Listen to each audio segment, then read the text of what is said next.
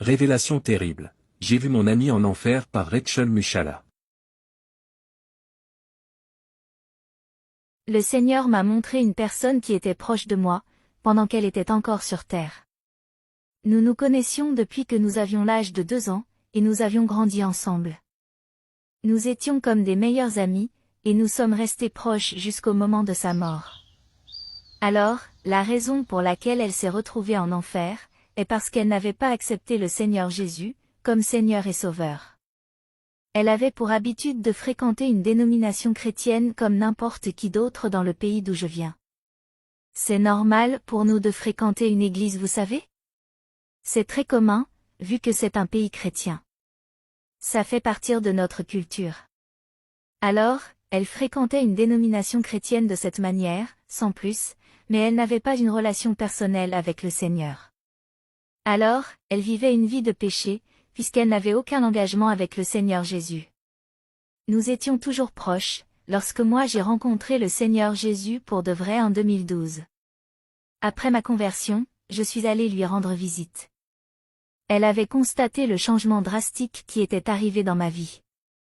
Alors, j'ai eu une conversation avec elle, dans laquelle je lui expliquais que je venais de rencontrer Jésus pour de vrai, et que si j'avais changé de cette manière, c'est parce que c'est ce qu'il attendait de moi. Elle avait été très touchée par mon témoignage, et elle avait même pris peur. Il y avait une autre personne avec nous à qui elle disait que si l'enfer était cet endroit si terrible, alors il fallait vraiment se convertir, et changer de vie. Malheureusement, ce n'est jamais allé plus loin que ce commentaire-là. Je suis repartie chez moi vu que j'habitais dans une autre ville, et elle a continué à vivre de la même manière. Après son décès, Dieu m'a révélé qu'elle était en enfer. Ce que j'ai vu, c'est qu'elle était dans une section de l'enfer, où elle se sentait tellement seule. Dans cet endroit, il y avait un profond sentiment de solitude. Il est vrai que peu importe la section dans laquelle l'on se retrouve en enfer, même quand il y a d'autres personnes aux alentours, on se sent tout seul. Mais elle était dans cette section où il n'y avait personne autour, et il y avait ce profond sentiment accentué de solitude. Elle était enchaînée au niveau des pieds et des mains, et elle était toute brûlée.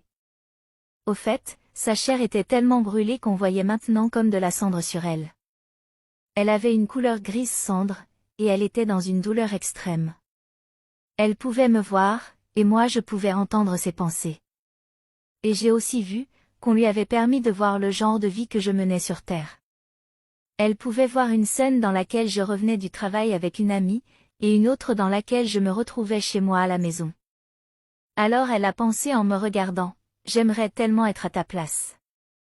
Et si on me le permettait, je ne perdrais plus le temps à aller au restaurant, ou quelque part m'amuser, mais je saisirais chaque opportunité pour faire l'œuvre de Dieu.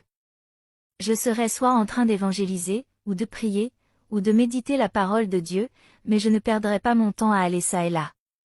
Parce qu'elle était dans ce lieu de tourment, elle comprenait combien toutes les choses que les êtres humains chérissent sur terre sont vaines.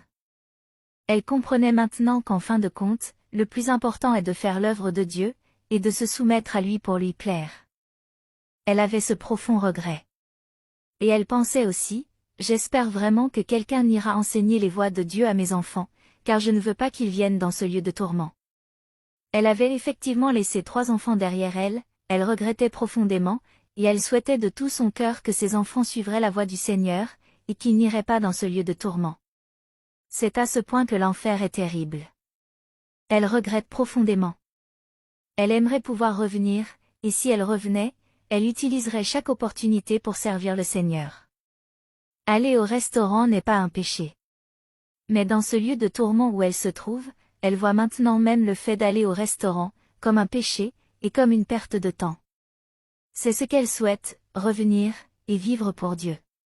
Elle regrette profondément. L'enfer est un endroit terrible. Je nous encourage à vivre nos vies pour Jésus, pendant qu'il est encore temps. Si une personne va jusqu'à regretter d'avoir fréquenté un restaurant qui n'est même pas un péché, imaginez combien vous regretterez au sujet des péchés innombrables que vous commettez sur terre. Rachetons le temps en vivant nos vies pour Jésus, jeûnons et renonçons à nous-mêmes. C'est un combat. S'il est écrit dans la parole, à celui qui vaincra, je donnerai la couronne de vie, c'est parce qu'il y a bel et bien un combat à mener. Nous devons compter sur Jésus, il est fidèle, et il veut nous sauver. C'est pour cela qu'il m'a donné cette révélation, afin que je puisse la partager. Ce n'est pas la volonté du Seigneur que nous allions à l'Église, juste pour plaire aux hommes. Soumettez-vous à Jésus, résistez au diable, venez à Jésus et acceptez-le comme Seigneur et Sauveur. Je vous remercie d'avoir suivi ce témoignage de Rachel Mushala-Shizuno. Et je prie que le Saint-Esprit lui-même, vous enseigne et vous convainque de péché. Pour ceux qui parlent anglais, je mets le lien original du témoignage dans le champ de description.